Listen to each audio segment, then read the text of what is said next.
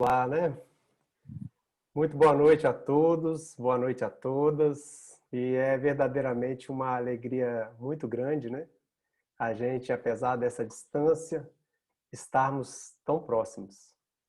E apesar da pandemia, das dificuldades, né, dos problemas que a gente enfrenta, a gente vai angariando os recursos da confiança, da fé, da certeza de que Deus está no leme de tudo.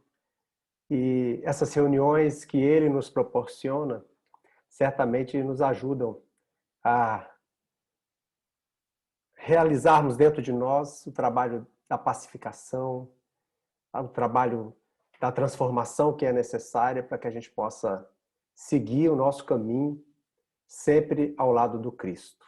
Então sejamos todos muito bem-vindos, agradeço o carinho de sempre, é uma alegria imensa a gente estar aqui. É tão bom olhar para todo mundo e a gente se sente verdadeiramente em casa. Eu vou partilhar aqui uns slides, porque eu acho que vai facilitar aí a nossa compreensão. Vocês estão vendo tudo direitinho aí? Tudo bem?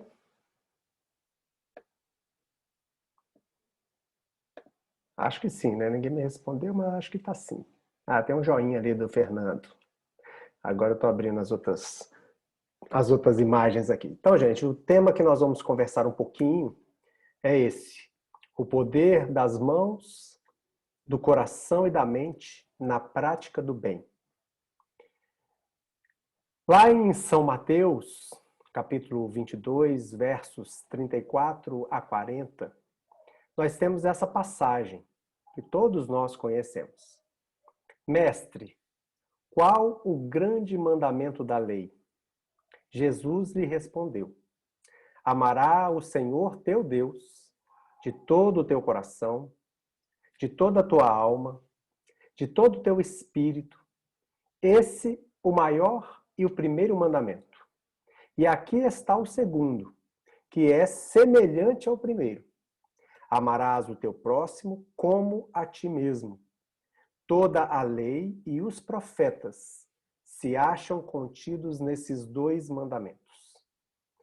Com isso, Jesus, nessa passagem fenomenal, traça para nós um roteiro para que a gente possa seguir a lei de Deus, seguir o mandamento maior, que é amar a Deus e ao próximo como a nós mesmos, já que ele mesmo disse que é impossível a gente amar a Deus se não amarmos o próximo, que uma coisa necessariamente exclui a outra. Nós estamos aqui vivendo um período de pandemia, com as dificuldades, os problemas, as dores, os sofrimentos, as perdas, que fazem parte desse momento, né, tão especial que o planeta está atravessando. Já há alguns séculos, nós já começamos o processo de transição planetária há algum tempo, algumas décadas pelo menos. E sabemos que esse processo vai se continuar. E a gente se pergunta, né, por quê e para quê?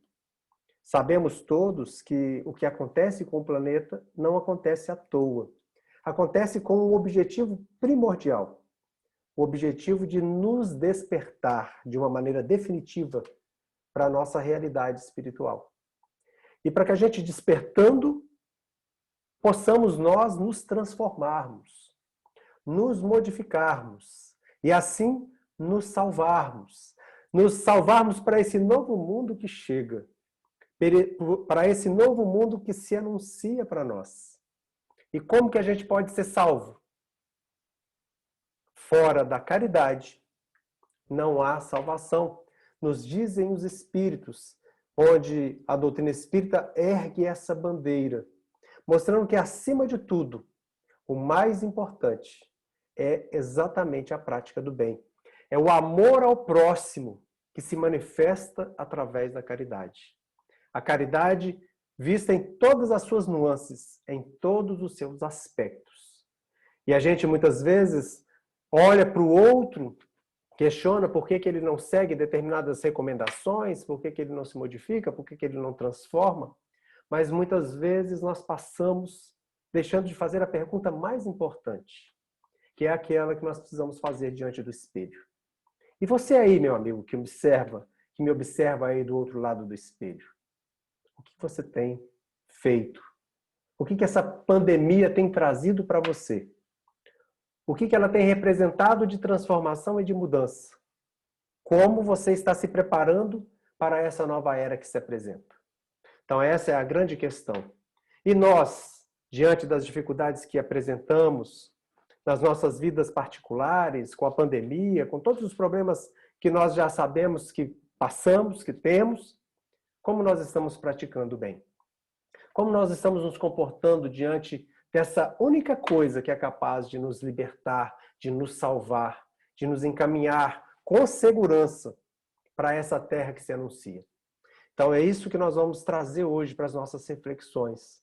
O poder que temos dentro de nós e que tantas vezes nós negligenciamos. Porque esse poder que nós temos é capaz de nos libertar servindo, amparando, praticando bem dentro das nossas possibilidades. No livro O Evangelho segundo o Espiritismo, no capítulo 15, Fora da caridade não há salvação, temos que lá colocado assim: Jesus não se limita a recomendar a caridade, põe-na claramente e em termos explícitos como condição absoluta da felicidade futura. Não considera, portanto, a caridade apenas como uma das condições para a salvação, mas como condição única. Por mais que tenhamos tido tempo, de alguma sorte, para nos refletirmos sobre a nossa condição espiritual, sobre as nossas questões, temos tido oportunidade, né, Heron bem disse, da gente poder estar diante de tantos palestrantes, tanta notícia, tanta palestra, tanta live. Mas e nós? O que estamos fazendo desse conhecimento que temos acumulado? A gente já sabe que não é fora do conhecimento que não há salvação. É fora da prática do bem. É fora da caridade. E Jesus é explícito, como nos dizem os Espíritos, como nos diz Kardec no capítulo 15 do Evangelho. Jesus coloca a caridade como a única condição que é capaz de nos levar a esse mundo melhor que a Terra será. E aí então a gente vai discutir o poder das mãos, do coração e da mente na prática do bem.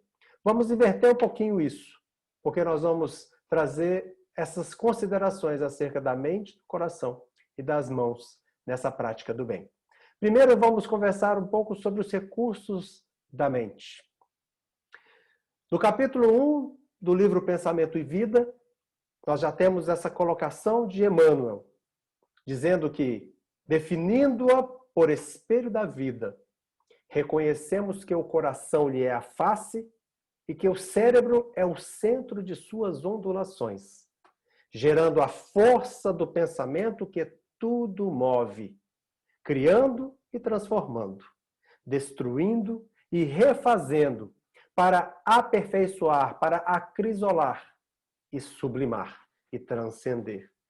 E eu destaco essa parte que está nesse iniciozinho do capítulo 1, desse livro fantástico, que é o livro Pensamento e Vida. É a mente que gera a força do pensamento. Pensamento que tudo move. Tudo acontece primeiramente no nosso pensamento. No livro A Gênese, aí eu tenho trazido as capas originais, né, dos livros assim que editados por Kardec. No capítulo 14, no item 14, que fala dos fluidos, nós temos que os espíritos atuam sobre os fluidos espirituais, não manipulando-os como os homens manipulam os gases, mas empregando o pensamento e a vontade. Para os espíritos, o pensamento e a vontade são o que é a mão para o homem. Ora, nós somos espíritos. Temos nesse momento uma vestimenta grosseira que embaça, que atenua as percepções e as características, as potencialidades de nossos espíritos, de nós espíritos que somos. Nós somos espíritos. E da mesma maneira que os pensamentos são tudo para os espíritos desencarnados, os pensamentos também significam tudo para a gente, para nós encarnados. Mesmo que a gente não se dê conta disso. Porque criamos, porque desfazemos, construímos, desconstruímos, mesmo que seja de maneira inconsciente. Tudo acontece primeiramente, na essência, em nosso nível mental, em nosso nível de pensamentos. Pensamentos estes que, em uma grande parcela das vezes, nós não damos atenção para cuidar deles. E eles continuam aqui, Kardec, que algumas vezes essas transformações resultam de uma intenção. Outras são produtos de um pensamento inconsciente. A única certeza que temos é que nós criamos incessantemente. Porque temos um dom que adquirimos quando saímos dos reinos inferiores da criação. Quando éramos animais, princípios inteligentes ainda experienciando nos corpos mais inferiores, tínhamos pensamento fragmentário, como nos diz André Luiz. Mas quando adentramos o reino dos seres humanos, adquirimos o pensamento contínuo. Então pensamos ininterruptamente. Não há possibilidade de não pensarmos. Pensaremos sempre. E pensando, criamos conscientemente ou não. E isso é de uma suma importância, porque a gente vai criar. Em que nós andamos pensando? Que tipo de pensamentos nós nutrimos? Como nós encaramos as faltas alheias? Como nós encaramos as nossas próprias faltas? Como a gente encara as diferenças de opiniões políticas, por exemplo? Como nós encaramos as diferenças de comportamento de todos diante da pandemia? Qual é a nossa forma de pensar? Porque pensando, nós também sentiremos. Sentindo e pensando, nós criaremos, através dos nossos sentimentos, das nossas palavras, das nossas ações, atitudes que vão gerar uma série de questões que vão se instalar na questão que nós chamamos do hábito. E assim nós vamos nos habituar a fazer coisas que a gente às vezes nem para pensar, porque não damos atenção para essa produção, para essa forma que o pensamento tem de criar incessantemente. No livro dos Médiuns, capítulo 8, terceira parte, do Laboratório do Mundo Invisível. Aqui, em mais uma obra básica, temos a consideração que os espíritos fazem, que Kardec faz, acerca do nosso pensamento. E aí vem lá de novo. A vontade é atributo essencial do espírito. Isto é, do ser pensante. Com o auxílio dessa alavanca, o espírito atua sobre a matéria elementar e, por uma ação consecutiva, reage sobre seus compostos, cujas propriedades íntimas vêm assim a ficar transformadas. Tanto quanto do espírito errante, a vontade é igualmente atributo do espírito encarnado. Então, o laboratório do mundo invisível, que tem como seu principal agente a vontade e o pensamento, é também inerente a nós, espíritos encarnados. E por que a gente não se utiliza desses recursos de uma maneira mais eficiente e eficaz, como fazem os espíritos?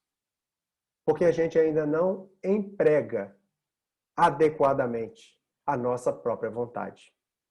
Tantas vezes precisamos imprimir a vontade para que as nossas criações, que os nossos pensamentos possam tomar a forma adequada e nos direcionar para o caminho do bem, o caminho da paz, o caminho da felicidade verdadeira.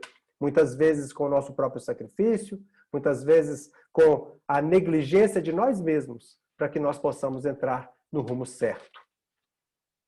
Não é à toa que nós conhecemos essa frase que é atribuída a Juvenal, né? Em mente sã, corpo são. Mostrando que a saúde que temos, a saúde que vislumbramos, a saúde que desejamos, passa necessariamente pelas nossas mentes, passa necessariamente pelo nosso pensamento, fazendo com que a gente adquira as condições de equilíbrio imunológico, inclusive, que vão definir o nosso estado, por exemplo, de estarmos diante do vírus, do coronavírus, e adquirirmos ou não doença, adquirirmos ou não uma doença mais leve, uma doença mais severa, diante de outros inúmeros fatores que se interpõem, o pensamento, trazendo para nós uma condição de saúde ou de doença mental, vai nos predispor ou nos fortalecer para todos os embates, inclusive dessa doença que hoje assola o nosso planeta inteiro. E diante dos recursos ainda da mente, nós precisamos lembrar de outra questão não menos importante do que o nosso pensamento, mas a questão relacionada à fé. Mais uma vez, o livro Pensamento e Vida, Emmanuel vai nos trazer que, para encontrar o bem e assimilar-lhe a luz, não basta admitir a existência do bem. É indispensável buscá-lo com perseverança e fervor. Não podemos, deste modo, plasmar realização alguma sem atitude positiva de confiança.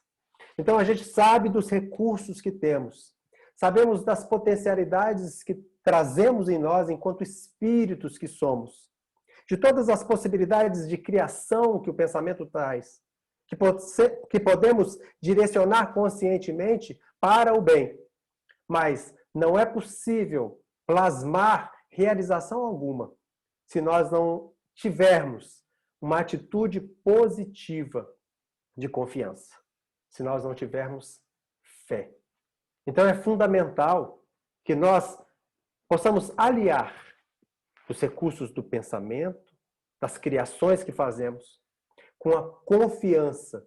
Confiança em nós, confiança em Deus. Porque as duas não se dissociam.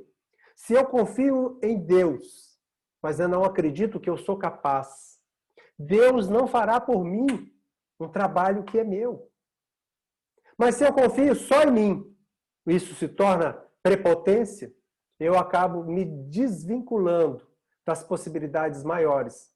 Porque o meu orgulho, a minha altivez vão se desmanchar e vão trazer defeitos para aquilo que eu vá fazer, vá realizar. Então, os recursos do pensamento, que nós precisamos tomar posse deles, são essenciais para que a gente possa se mobilizar na prática do bem.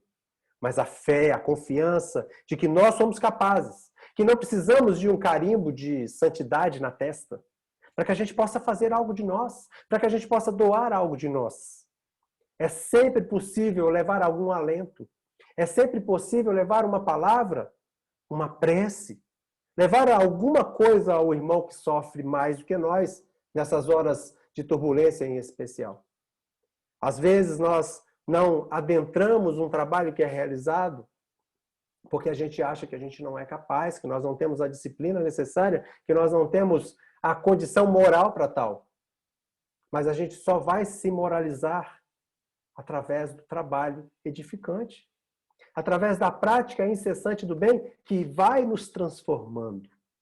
O conhecimento de tudo isso é fundamental, mas a prática do bem, essa é essencial para a nossa própria moralização, para que assim a gente vá se desvinculando desse homem velho que ainda habita em nós e nos associando, formando, dando forma a esse homem novo que precisa surgir dos escombros que nós vamos deixar para trás. No livro O Evangelho segundo o Espiritismo, novamente, no capítulo 19, a fé transporta montanhas. Todos nós também conhecemos, já lemos e relemos inúmeras vezes, mas está lá. Daí decorre que aquele que é um grande poder fluídico normal, junta ardente fé, pode, só pela força de sua vontade, dirigida para o bem, operar esses singulares fenômenos de cura e outros, tidos antigamente como por prodígios, mas que não passam de efeito de uma lei natural. Mostrando que quando nós aliamos a nossa vontade, o nosso pensamento, nós vamos viabilizar com a fé ardente, verdadeira, sincera, vamos ampliar as nossas possibilidades. a ponto de realizarmos o que antigamente era chamado de milagre. Porque nós temos em nós um potencial. Todos nós trazemos uma carga magnética, uma carga de fluidos vitais que podemos colocar em função do amor de Deus para amenizar a dor do nosso irmão. E se nós, junto com esse poder fluídico que nós já temos, que podemos desenvolver, que podemos trabalhar na prática incessante do bem, se juntamos essa fé, essa confiança em nós e no Pai, certamente nós seremos capazes de realizar verdadeiros prodígios. Sabe aquele irmão, aquele companheiro, aquele amigo que está sofrendo nessa hora porque está com uma Covid, internado no CTI, com um problema respiratório grave, entubado? Você pode ajudá-lo na sua casa, com a sua vontade, emanando para ele esse desejo sincero de auxílio, de amparo, de cuidado, com a fé na sua possibilidade e com a confiança em Deus e na espiritualidade que está ao nosso redor, a gente pode operar milagres. Podemos auxiliar aqueles que estão em vias de desencarnar e que, se for do merecimento deles, da vontade do Pai, eles conseguem superar. E se não conseguirem continuar na existência física, certamente os nossos desejos de bem, de amor e de carinho vão auxiliá-los na transferência, na passagem para esse novo plano da vida, que acontece além do túmulo, como nós bem conhecemos. Então precisamos que nós desenvolvamos de uma vez por todas essa confiança que nos permite realizações gigantescas. Mas não pode falar assim, vamos lá trabalhar, vamos fazer isso. Ah, eu não tenho condição, eu não estou nesse patamar, eu não tenho entendimento. Na Revista Espírita, onde Kardec vai falar sobre a questão da mediunidade de cura, ele tem uma parte que ele fala que o conhecimento é útil, mas não é o mais importante. A vontade, o desejo sincero de fazer o bem, de auxiliar, sem interesse, é o principal elemento que a gente pode lançar mão para auxiliar, para amparar, para cuidar, para proteger, para curar aqueles a quem a gente dirige esse pensamento. Então a fé é fundamental. Nesse aspecto também precisamos lembrar dessa outra questão não menos importante. Quando nós estamos com os pensamentos mais purificados, mais voltados para a prática do bem, quando temos essa fé e essa confiança que podemos perfeitamente desenvolvê-la, estudando, mas praticando, enxergando os resultados, nós vamos lembrar que trazemos para nós, para nosso convívio, para o nosso lado, os espíritos que também pensam, sentem e têm a mesma fé, a mesma confiança. E assim, as dificuldades que temos, os problemas que ainda trazemos, que nos impedem de fazer mais maravilhas do que somos ainda capazes, vão se juntar a nós e tantas vezes suplantar as nossas deficiências, de maneira que a gente, assim, sintonizados no bem, possamos realizar mais maravilhas, possamos auxiliar mais ainda, levando alento e paz a tantos corações que estão ao nosso redor. Então, a questão da sintonia é fundamental que nós nos lembremos dela. No livro dos Espíritos, questão 484, os espíritos se afeiçoam de preferência a certas pessoas?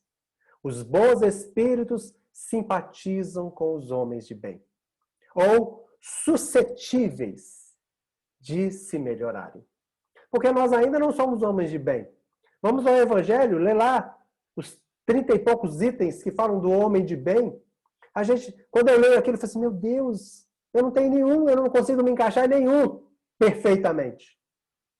Mas tem tentado, temos buscado, somos suscetíveis de nos melhorarmos, se assim o desejarmos, se assim o quisermos. E atraímos para junto de nós, nessa sintonia, os bons espíritos, que vão nos secundar, que vão nos guiar, que vão nos dirigir nessa prática do bem. Os espíritos inferiores, por outro lado, vão se sintonizar, vão se simpatizar com os homens viciosos, ou que podem tornar-se tais.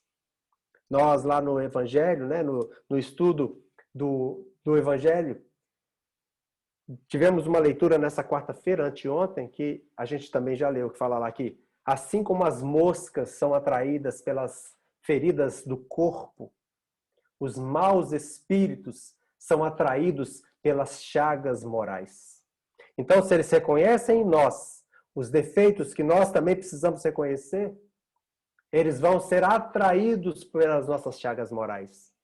Por isso que nós precisamos transcender o nosso pensamento, buscar essa sintonia com o bem, para que com a fé e com esse pensamento possamos atrair, a despeito dessas chagas morais que trazemos ainda, o contato com os bons espíritos que, simpatizando conosco, vão nos ajudar a nos proteger, inclusive, dos espíritos que queiram, de alguma sorte, nos arrastar para baixo, porque trazemos ainda tomadas que eles podem se conectar e assim nos levar à bancarrota moral.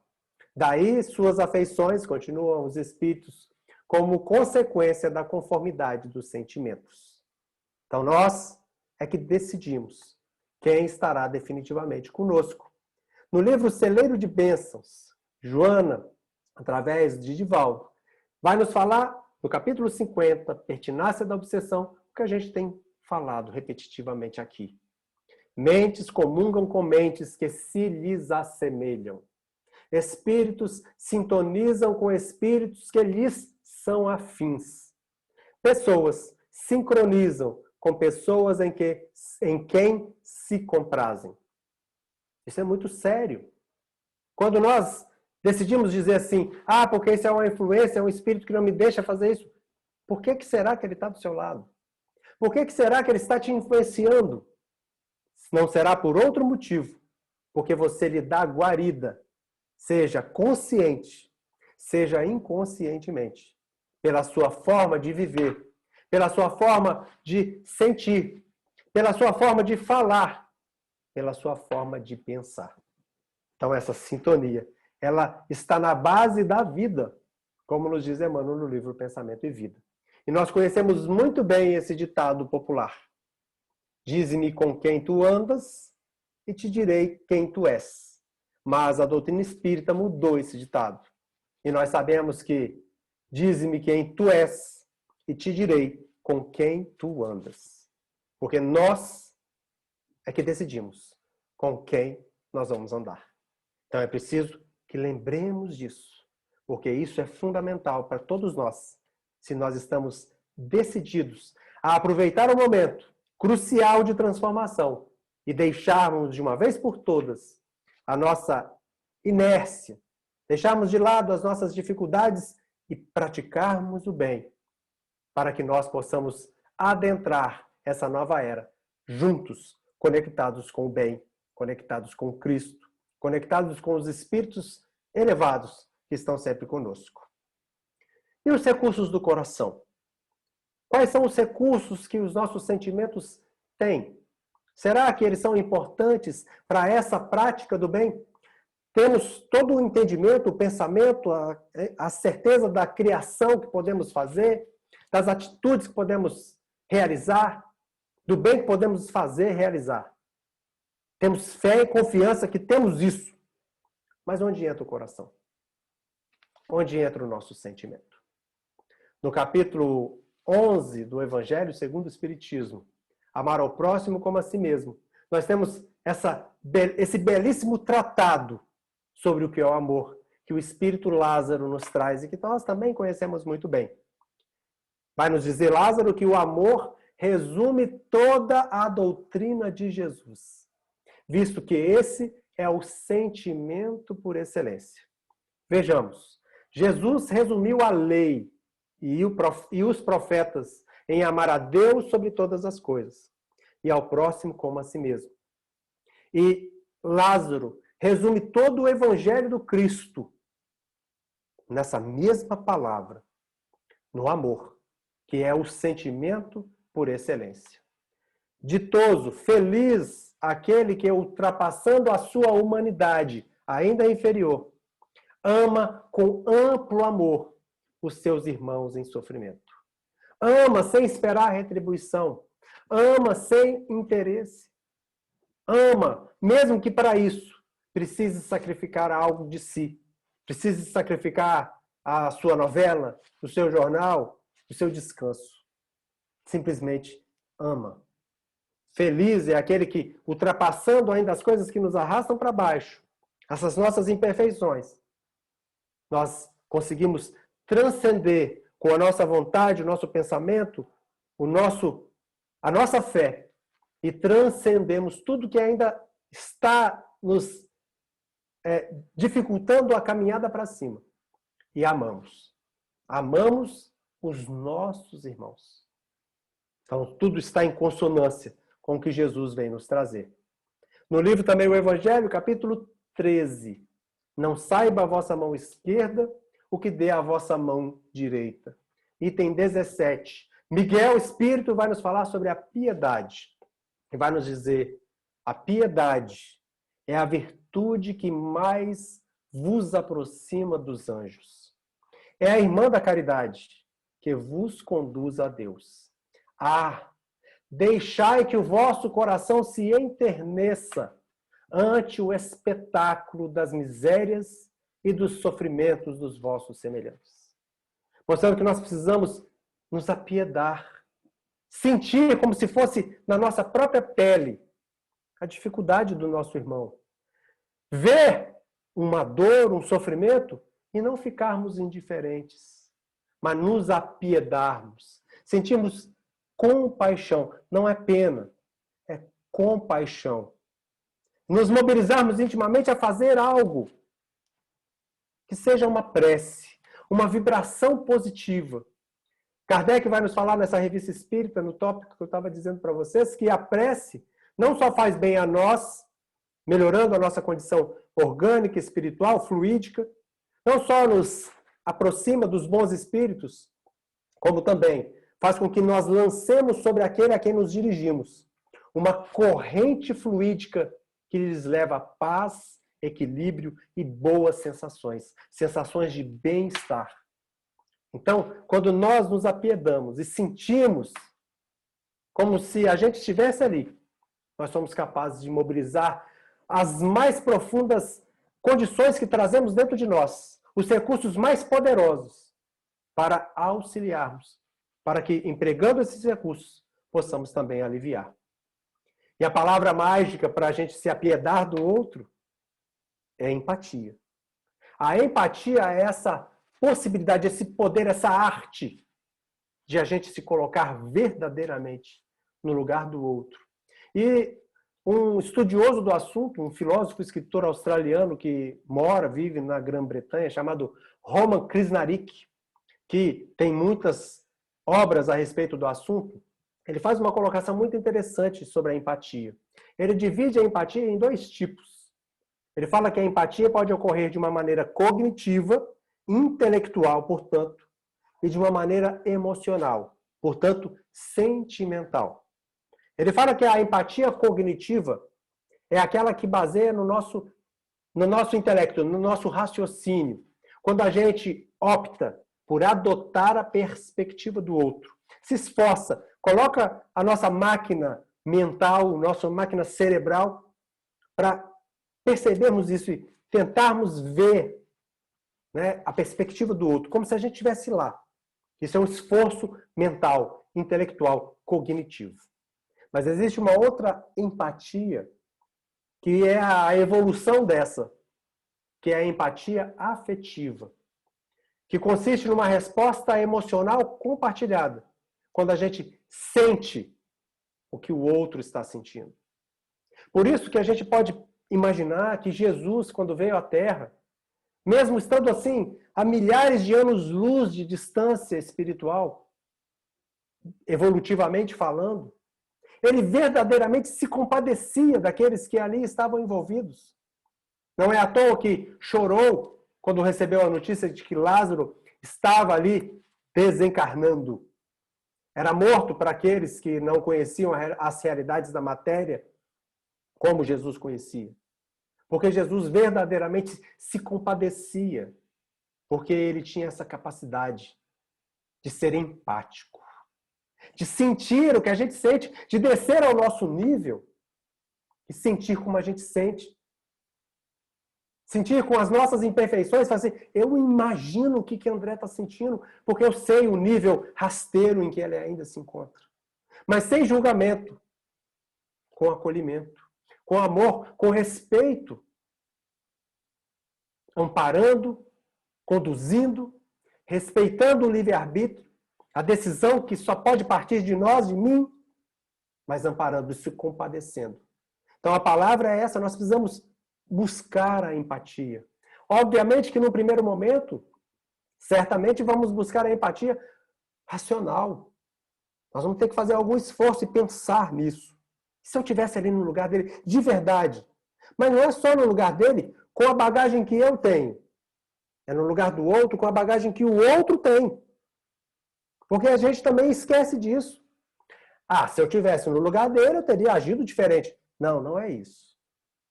É se você estivesse no lugar dele, com a mesma bagagem espiritual que ele tem, que o outro tem. Será que você não faria pior? Será que você realmente seria vencedor? Então, essa é a proposta. Para que a gente possa mobilizar as fibras do coração, nos apiedando daquele que sofre ao nosso redor, buscando assim mobilizar essas fibras mais íntimas e colocarmos tudo na mesma direção, na direção da prática do bem. Todos nós, ou a maioria, deve conhecer essas experiências que Masaru Emoto fez com a água que ele colocava para congelar. E com isso ele mostrou esse poder que o sentimento tem de transformar, de modificar, de implementar transformações da matéria. O que Masaru Emoto fez? Entre outras coisas, ele fez um experimento muito interessante. O experimento do arroz. Ele colocou um arroz, 3 vasilhames com o mesmo tipo de arroz, e num ele colocava palavras ali relacionadas com amor. Coisas em que as pessoas emitiam pensamentos, falavam coisas amorosas para aquele pote de arroz. Parece uma coisa de doido, mas é isso. Eles conversavam com o pote de arroz. Outro, as palavras eram direcionadas de ódio, cheia de sentimentos negativos. E uma outra, onde simplesmente eram indiferentes ao arroz. E olha aqui o que aconteceu. Quando tinha amor, aqueles potes contendo o arroz com um pouquinho de água em todos eles, o arroz fermentava de uma maneira natural. Diziam que o cheiro era agradável, porque o arroz não havia estragado. Coisa que havia acontecido nos 2 outros potes. Tanto no ódio, que implementou pelas suas características alterações mais drásticas naquele pote de arroz, com fungos, apodrecimento, resíduos mórbidos e o cheiro insuportável. Mas também aconteceu isso naqueles em que simplesmente havia indiferença. Numa pergunta que a gente gosta muito de lembrar, onde Kardec pergunta aos espíritos se para agradar a Deus e assegurar a sua posição futura, basta não fazer o mal, e os espíritos respondem que não, é necessário fazer o bem no limite das suas forças, porque você será responsável por todo o mal que decorrer do bem que não fizer. A gente pensa, quantas vezes nós somos indiferentes? Há uma chamada no WhatsApp, alguém que vem para você, fulano, estou com meu pai, meu parente, fulano internado, ora por nós. Eu sei que Heron é espírita. Vou pedir para ele orar. Para chamar lá a equipe da sua casa espírita, mesmo eu até nem concordando com o que ele pensa, mas eu estou com o coração aflito, eu vou pedir Heron. E aí, às vezes, a gente se torna indiferentes. Por N motivos. Mas a indiferença também apodrece o arroz. Nós precisamos mobilizar as nossas fibras para que a gente possa colocar o amor na jogada. Tem uma experiência muito lindinha que eu não consegui trazer o canal do Tiago, né? Esse menininho aí muito bonitinho, que ele vai narrar para nós uma experiência que ele faz. Tá aí o endereço no YouTube para depois quem quiser ver.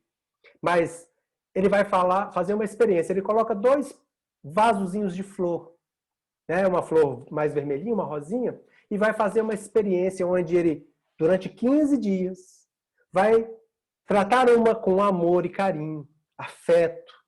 E outra flor, ele vai tratar com rispidez, com grosseria, com palavras dentro das características da criança, mas palavras que denotam todo o sentimento de ódio, sentimento desagradável. E durante 15 dias ele faz essa experiência. E aqui o resultado. Uma das flores continuava viçosa. Era exatamente aquela flor, aquele vaso onde ele direcionou todo o seu afeto e carinho. Colocava a flor para ouvir as músicas que ele gostava, colocava a flor para sentir as coisas que ele sentia. E a outra que ele direcionava as palavras repletas de uma densidade negativa, ela murchou e secou. E ele, quando vai narrar essa experiência, chora, mostrando que a gente não deve fazer o mal. A gente deve sempre fazer o bem. Porque o sentimento com que a gente envolve a nossa prática faz diferença. Traz impacto, modifica, aumenta o poder ou restringe esse poder, causando saúde ou causando doença. E a gente vai lembrar do que Jesus nos diz em Mateus 15, 18. O que sai da boca do homem procede do coração. E isso contamina o homem. É o sentimento com esse papel primordial. Quando vamos ler o livro Pensamento e Vida e achamos que pensamento é uma atitude de raciocinar, intelectual, Emmanuel fala assim, pensamento é sentimento e raciocínio. Lembram que é o espelho da vida em toda parte? E o coração é a sua face. E o cérebro é o centro de suas ondulações. Eles andam juntos, coração e mente, na produção do pensamento que vai gerar aquilo que a gente diz. Por isso que Jesus diz que é o que sai da boca do homem que faz mal, porque procede do seu coração. E onde estiver o nosso coração, aí estará o nosso tesouro. E os recursos das mãos? O que nós temos nas nossas mãos que nos viabilizam a prática do bem? No livro O Evangelho segundo o Espiritismo, mais uma vez, Poder da Fé, item 5 do capítulo 19. A fé transporta montanhas. O poder da fé se demonstra de modo direto e especial na ação magnética. Por seu intermédio, o homem atua sobre o fluido, agente universal. Modifica-lhe as qualidades e lhe dá uma impulsão, por assim dizer, irresistível. Então, nós vamos, com o poder da nossa fé, direcionar o fluido, o nosso pensamento, e dar uma direção irresistível, mesmo que ela seja negativa. Mesmo que ela seja infeliz. Mas quando nós mobilizamos com o nosso pensamento fluido, ele segue a sua direção. Daí decorre que aquele que há um grande poder fluídico normal, junto à ardente fé, nós já vimos, pode, só pela força de sua vontade dirigida para o bem, operar esses singulares fenômenos de cura e outros tidos antigamente por prodígios, mas que não passam do efeito de uma lei. Mas eu estou falando aqui de pensamento. Que importância tem as mãos? Nós somos seres fluídicos. E Kardec, que era um estudioso do magnetismo, estudou o magnetismo por 35 anos, antes de se defrontar com os fenômenos espirituais das mesas girantes, que culminaram na edição, na produção dessa obra basilar da doutrina espírita. Ele conhecia os recursos do magnetismo. E ele vai nos falar que, está lá, o espiritismo e o magnetismo nos dão a chave de uma imensidade de fenômenos sobre os quais a ignorância teceu um sem número de fábulas, em que os fatos se apresentam exagerados pela imaginação. O conhecimento lúcido dessas duas ciências, que, a bem dizer, formam uma única, Kardec está dizendo isso, mostrando a realidade das coisas e suas verdadeiras causas, constitui o melhor preservativo contra as ideias supersticiosas, porque revela o que é possível e o que é impossível, o que está nas leis da natureza o que não passa de ridícula crendice. Quando nós começamos a nos debruçar sobre as questões do magnetismo, vamos entendendo essa parte que Kardec diz que é útil, que nos auxilia, porque nos auxilia a materializar, a direcionar aquilo que nós desejamos. E os recursos que nós temos são as nossas mãos. Como pontos de onde essa energia, esses fluidos podem partir com mais eficácia, para que assim possamos nos exercitar no bem. E aí a gente se lembra do passe. O passe espírita, que está lá no livro Orientação ao Centro Espírita da FEB. À luz da doutrina espírita, o passe é uma transmissão de energias fluídicas de uma pessoa conhecida como passista para outra pessoa que as recebe, em clima de prece, com a assistência dos espíritos superiores.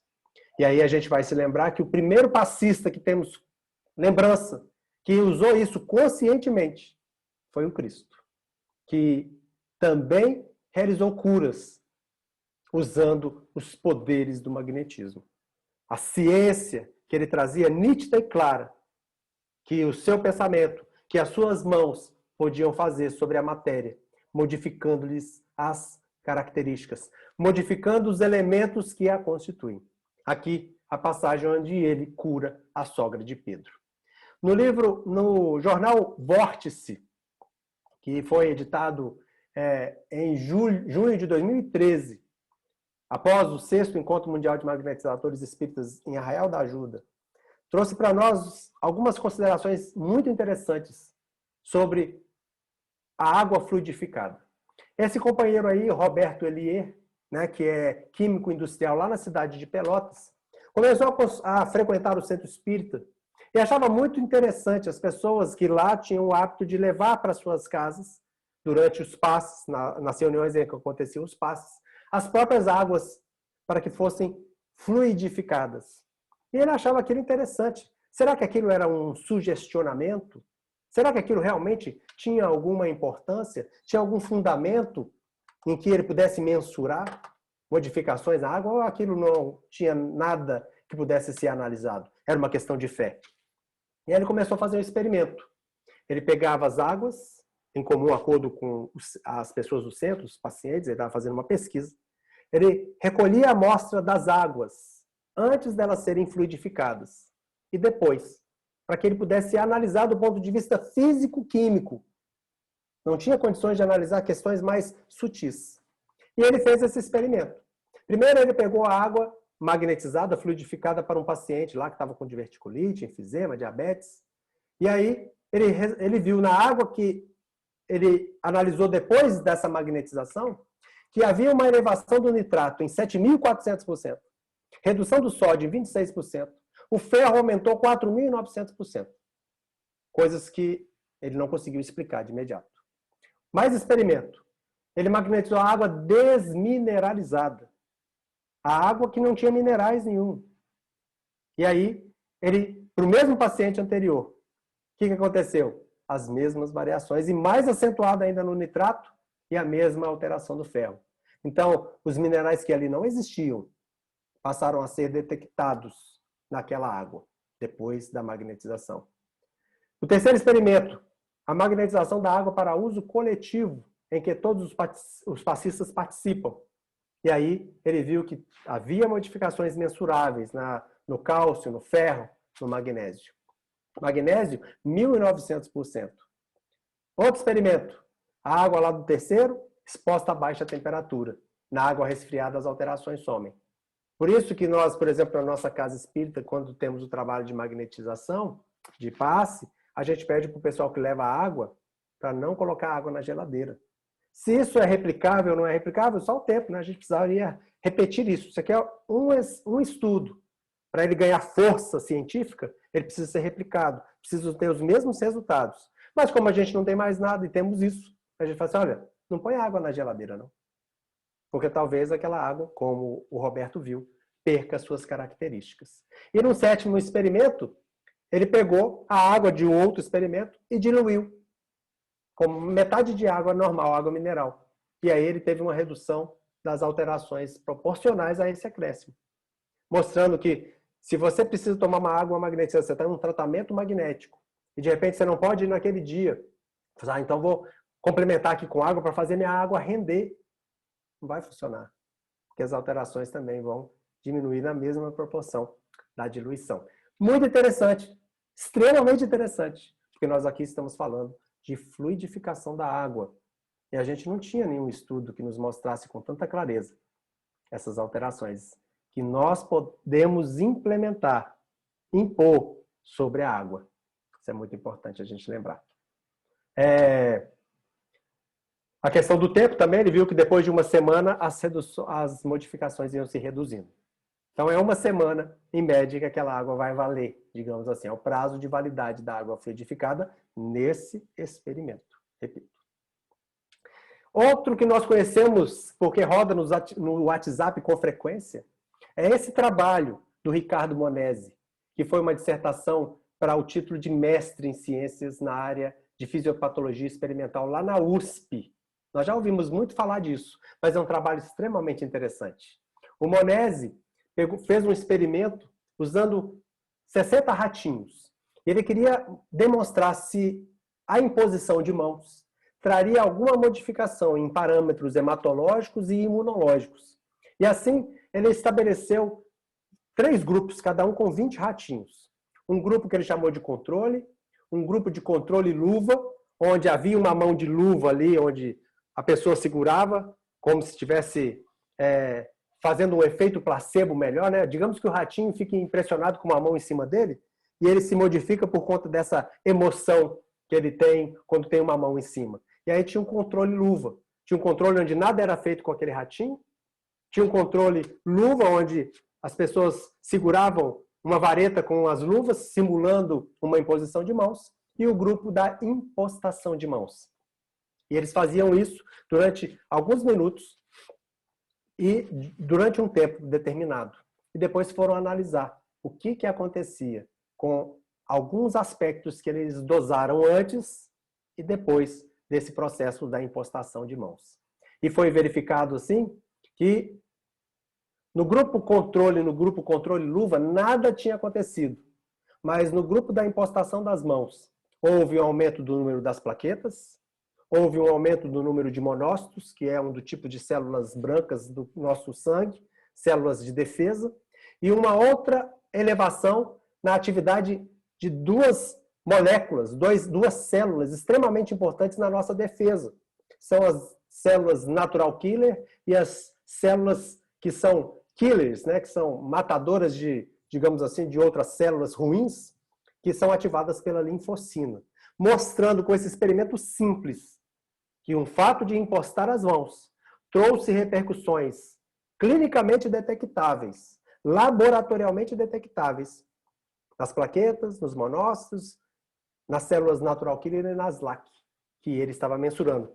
Não fazemos ideia nas outras coisas, porque ele não mensurou, mostrando para nós que as nossas mãos têm verdadeiramente um grande poder. Não é à toa que nós nos utilizamos delas para aplicarmos os nossos passos, para aliviarmos uma dor, para cuidarmos de alguém, com um cumprimento, com um abraço. A energia que nós emitimos, ela é verdadeira. E nós vamos nos lembrar do que o anjo da guarda de Kardec vai nos falar, o Erasto, o anjo da guarda do médium que deu essa mensagem, que nós todos conhecemos, quando ele vai se dirigir aos espíritas em especial.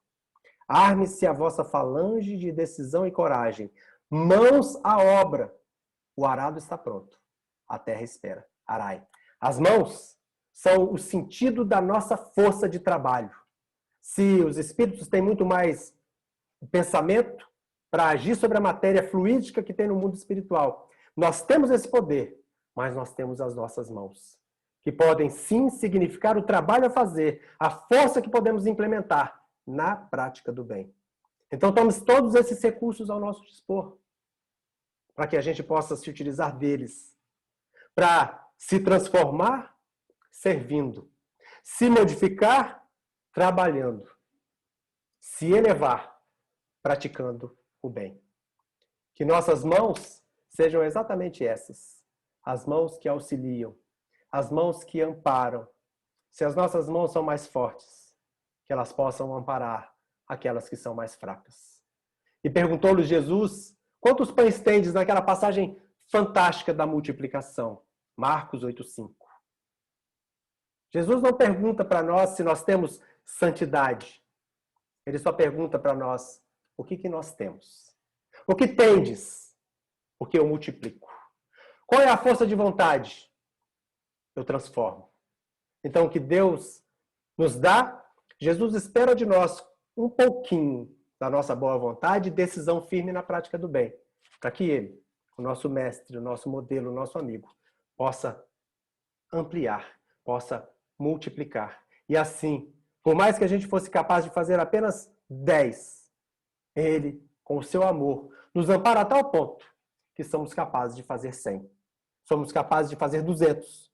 Somos capazes de fazer 500. Se esse for o nosso pensamento, se esse for o nosso sentimento, e se esse for o nosso desejo de colocar as mãos na obra, para que a gente possa trabalhar em prol da implantação do bem ao nosso derredor. Que Jesus possa nos abençoar, nos amparar, e que a gente possa trazer isso para a nossa vida e aplicarmos, ampliando a prática do bem em todas as situações. Luz e paz, e mais uma vez, nossa gratidão